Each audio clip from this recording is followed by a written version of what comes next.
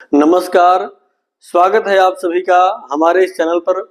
दर्शकों, आज के इस वीडियो में हम बात करते हैं मिथुन राशि वर्षफल 2026। यानी मिथुन राशि वालों के लिए यह नूतन वर्ष 2026 क्या कुछ प्रदान करने वाला है। ये वर्ष आपको किस प्रकार से शुभाशुभ परिणाम देगा। यानी ये वर्ष विद्यार्थियों के लिए किस प्रकार से रहेगा, ये वर्ष नौकरी कर रहे जातकों के लिए कैसा रहेगा, व्यापारियों के लिए कैसा रहेगा, इस वर्ष में आपका दाम्पत्य सुख कैसा रहेगा, आपका प्रेम सुख कैसा रहेगा, क्या इस वर्ष में आपके लिए मांगलिक योग बनेंगे या नहीं बनेंगे। इन सभी विषयों की चर्चा आज के इस वीडियो में करते हैं मिथुन राशि वर्ष फल के माध्यम से।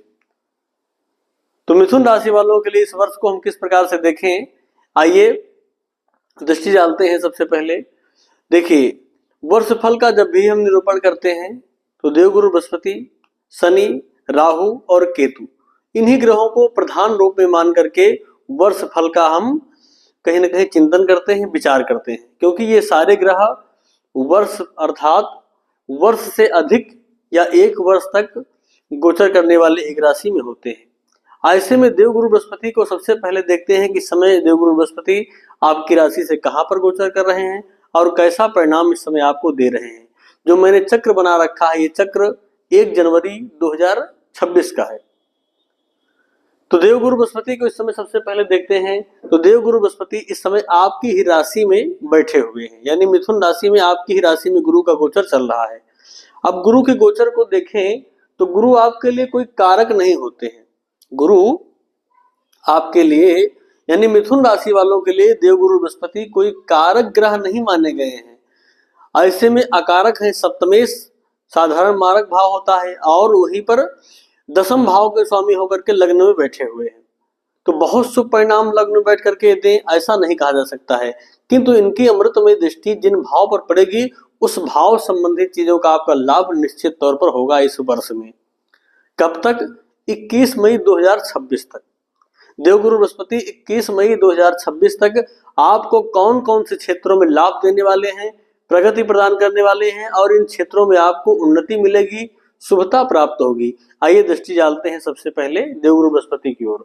तो देवगुरु बृहस्पति लग्न में बैठ करके कहीं ना कहीं आपके लिए ज्ञानवर्धक योग बना रहे हैं, और आपके अंदर धार्मिक कृत्य करने की चाह, आध्यात्म में प्रवृत्ति आपके अंदर उत्पन्न हो, ऐसे संयोग देवगुरु बृहस्पति यहाँ पर बैठ करके बना रहे हैं, ज्ञान का स्तर बढ़ा रहे हैं। और इनकी जो अमृतमय दृष्टि है, पंचम दृष्टि के द्वारा जब ये आपके 5वें भाव को देख रहे हैं तो यहाँ पर बैठ करके देवगुरु बृहस्पति आपके लिए शिक्षा का योग बना रहे हैं। विद्यार्थियों के लिए ये संयोग बढ़िया है। बुद्धिमता, वैसे भी मिथुन राशि के जातक अपने आप में बुद्धिमान है, बुद्धिमता से युक्त होते हैं, और शिक्षा तो इनका बेहतर रहता है, इसमें कोई संदेह नहीं। तो ऐसे में देवगुरु बृहस्पति वर्ष के आरंभ से लेकर के यानी जनवरी, फरवरी, मार्च, अप्रैल और मई में 21 मई तक देवगुरु बृहस्पति जब तक लग्न में गोचर करेंगे, ऐसे में विद्यार्थियों के लिए समय बहुत अच्छा रहेगा। और अगर आप कोई कंपटीशन लाइन की पढ़ाई कर रहे हैं, तैयारी कर रहे हैं, तो उनके लिए भी ये समय, ये 4.5 माह का दौर बहुत अच्छा रहेगा, उसमें उन्नति मिलेगी या लाभ मिलेगा। तो देवगुरु बृहस्पति विद्यार्थियों के लिए 21 मई तक बेहद सुखद परिणाम देने वाले रहेंगे। और जिनका विवाह हो गया है, संतति की चाह है, कामना है, संतान की चाह है, उनके लिए भी ये गोचर इनका 21 मई 2026 तक बेहद सुखद रहेगा, और संतान प्राप्ति के भी योग बनेंगे मिथुन राशि वालों के लिए। वहीं पर बात करें प्रेमियों के लिए, तो प्रेमियों के लिए भी इस माह को बेहतर कह सकते हैं। इस 4.5 माह का जो समय रहेगा 21 मई तक, ये बेहतर सुखद परिणाम देने वाला रहेगा। तो देवगुरु बृहस्पति की पंचम दृष्टि विद्यार्थियों के लिए, संतान के लिए, और संतति प्राप्त की कामना है उसके लिए भी, और प्रेमियों के लिए सुखद परिणाम देने वाली रहेगी इनकी पंचम दृष्टि। आप सप्तम दृष्टि की बात करें, सप्तम दृष्टि जब आपके नवम भाव पर होगी, सप्तम भाव पर होगी, तो 7वें दृष्टि के द्वारा आपके सप्तम भाव को देवगुरु बृहस्पति देखेंगे, और 7वें भाव को देखेंगे तो व्यापारी गण, जो भी मिथुन राशि के जातक व्यापारी हैं, व्यापार कर रहे हैं, उनके लिए ये समय बेहद सुखद बनाएंगे।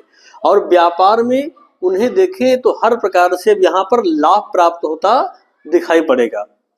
और वहीं पर दाम्पत्य सुख अर्थात वैवाहिक सुख को भी मधुर बनाने का कार्य करेंगे देवगुरु बृहस्पति इस भाव पर दृष्टि डाल करके।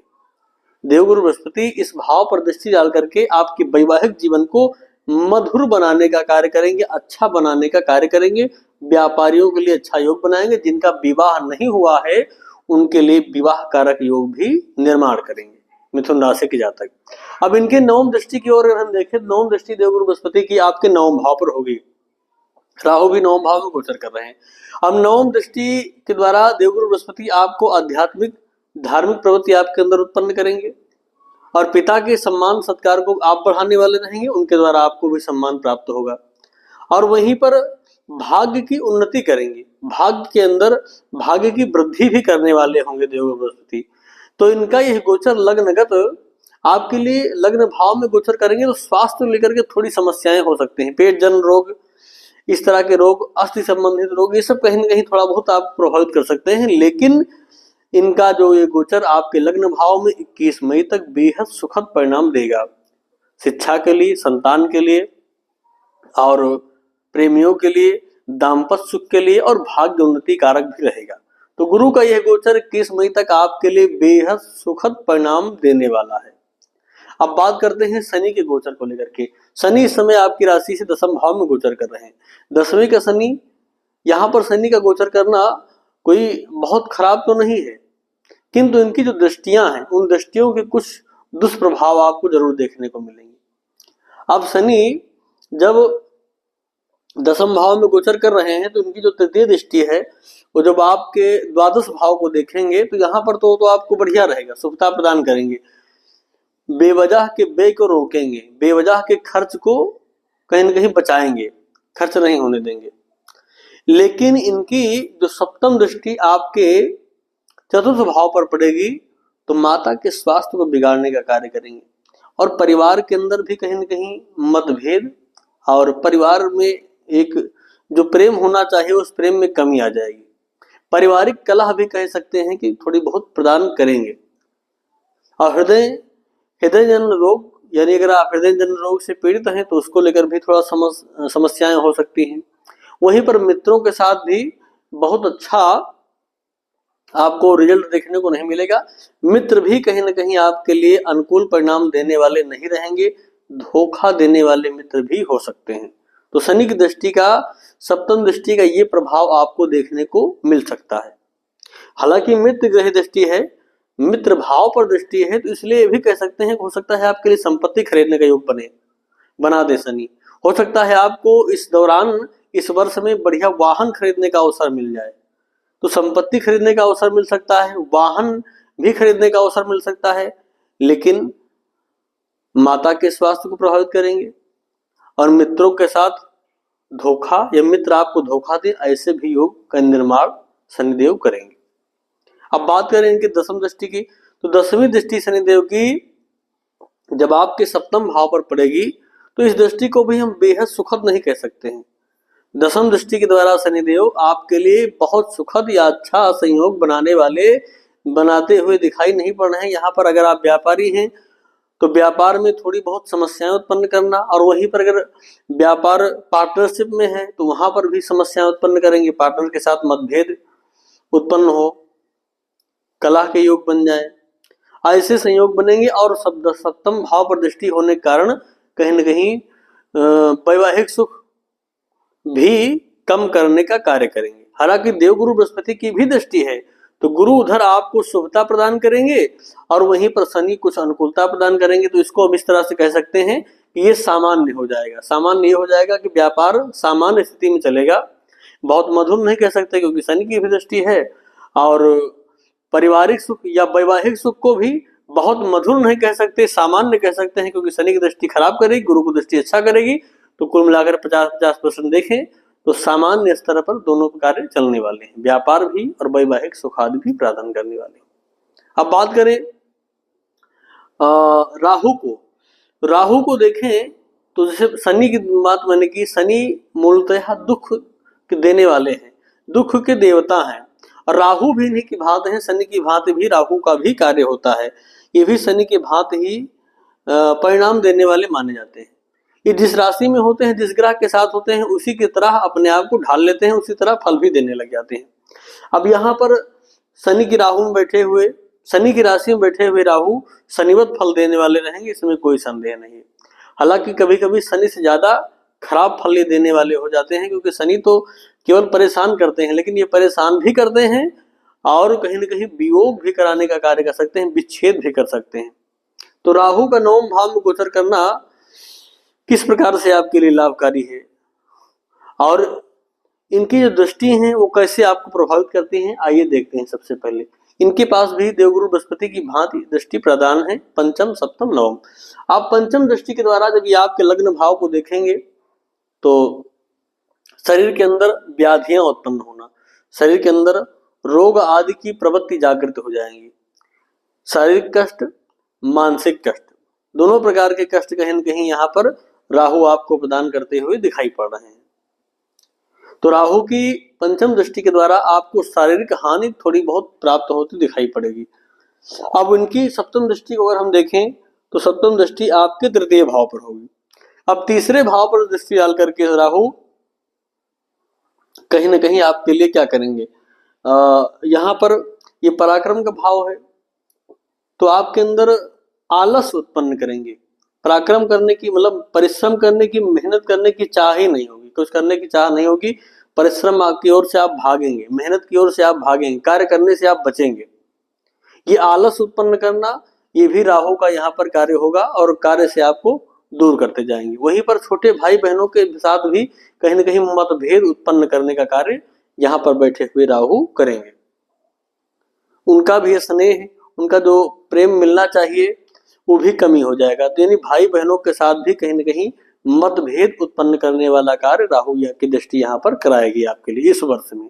ये गोचर राहु और शनि का पूरे वर्ष आपको मिलने वाला है, क्योंकि ये वर्ष में राहु 3 दिसंबर को राशि परिवर्तन करेंगे, 3 दिसंबर 2026 को। तो लगभग पूरा वर्ष ही आपके लिए बीत गया। तो राहु का जो फल मैं आपको बता रहा हूं ये लगभग पूरे वर्ष आपको देखने को मिलेगा, लगभग क्या पूरे वर्ष ही देखने को मिलेगा। अब बात करें इनके नवम दृष्टि की, तो राहु जो है नवम दृष्टि के द्वारा आपके पंचम भाव को देखेंगे। पांचवें भाव को जब राहु देखेंगे तो यहाँ पर भी कोई बहुत अच्छा फल देते हुए दिखाई नहीं पड़ रहा है। राहु पंचम भाव को देखेंगे तो विद्यार्थियों को पढ़ाई से उनका मन हटेगा, भटकाव की ओर जाएगा। प्रेमियों के लिए भी विच्छेद का योग या वियोग के योग बनाएंगे। संतान सुख में कहीं न कहीं जो सुख प्राप्त होना चाहिए उसमें भी बाधा उत्पन्न होगी। तो राहु की दृष्टि वर्ष भर ये कार्य करेगी, लग्न को देख करके कहीं न कहीं आपके स्वास्थ्य को, आपके मानसिक विकार उत्पन्न करेगी, यानी शारीरिक कष्ट, मानसिक कष्ट, दो प्रकार के कष्ट राहु को देने वाले रहेंगे इनकी दृष्टि पांचवी दृष्टि। और सातवीं दृष्टि आपके लिए आपके अंदर पुरुषार्थ जो रहेगा उसमें कमी ला देगी, आलसपन उत्पन्न होगा, कार्य करने की चाह उत्पन्न नहीं होगी। और नवम दृष्टि के द्वारा राहु क्या हानि करेंगे, तो यहाँ पर संतान से पृथकता, संतान सुख में कमी, विद्यार्थियों को भी मन भटकाव की ओर, प्रेमियों के लिए भी विषाद या दुख का योग बनाएंगे। तो शनि और राहु इन दोनों के गोचर को देखें तो शनि यहाँ पर दशम भाव में इनकी थोड़ा सा कुछ शुभता मिल रही है। कितनी शुभता, तो केवल 30% शुभता शनि आपको यहाँ पर दे रहे हैं। बाकी 70% शनि का भी गोचर अच्छा परिणाम देता नहीं दिखाई पड़ रहा। और राहु को देखें तो राहु मूल रूप से पूरी तरह से कहीं न कहीं आपके लिए यहाँ पर अच्छा फल देते हुए दिखाई नहीं पड़ रहे हैं। देवगुरु बृहस्पति 21 मई तक बेहद शुभ फल आपको दे रहे हैं। उसके पश्चात जब देवगुरु बृहस्पति कर्क राशि में आ जाएंगे, अपनी उच्च राशि में आ जाएंगे, तो उस समय भी द्वितीय भाव के प्रति भी अच्छा परिणाम देते हैं, इसमें कोई संदेह नहीं है। हालांकि वैवाहिक योग और मांगलिक उस समय देखें तो आपके लिए नहीं रहेगा। पंचम और सप्तम से दृष्टि आएगी तो विवाह आदि अगर इसके फिक्स हो जाता है, तय हो जाता है तो बहुत अच्छी बात है, नहीं तो उसके बाद मांगलिक योग का निर्माण तो नहीं करेंगे। लेकिन की ओर देखें तो संपत्ति आपको प्राप्त होगी, संपत्ति खरीदने का अवसर बनाएंगे और परिवार के अंदर भी आपका वर्चस्व बढ़ेगा और कहीं न कहीं आपस में प्रेम बना रहेगा। तो गुरु का ये 21 मई के बाद भी आपके लिए कोई खराब नहीं होने वाला है। देवगुरु बृहस्पति इस वर्ष देखें तो लगभग पूरा वर्ष आपके लिए शुभता प्रदान करते वाले रहेंगे। लेकिन 21 मई 2026 तक इन विशेष प्रभाव को आप देखेंगे और प्रभाव क्या रहेगा, तो ये इस प्रभाव विद्यार्थियों के लिए शुभ रहेगा, प्रेमियों के लिए शुभ रहेगा, संतान सुख प्राप्त कराने वाला रहेगा। और वहीं पर विवाह आदि मांगलिक योग आपका हो या आपके घर में संपन्न हो, ऐसे भी योग संयोग बनाएंगे।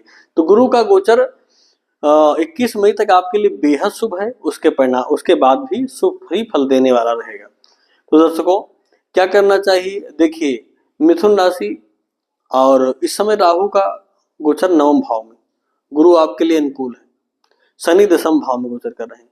राहु के लिए आप उपाय करिए, राहु के मंत्रों का जप करिए और दुर्वा के द्वारा उनका हवन करा दीजिए। ये उपाय सबसे बेहतर है। और वहीं पर भगवान गणपति जी, गणेश जी की आराधना करिए और या फिर उनको गणेश जी को दुर्वा आदि चढ़ाइए। ये उपाय वर्ष भर करते रहिए, निश्चित तौर पर ये आपके लिए लाभकारी और कल्याणकारी रहेगा। तो दर्शकों, आज के लिए बस इतना ही। पुनः मिलते हैं नई वीडियो में, तब तक के लिए आप सभी को नमस्कार।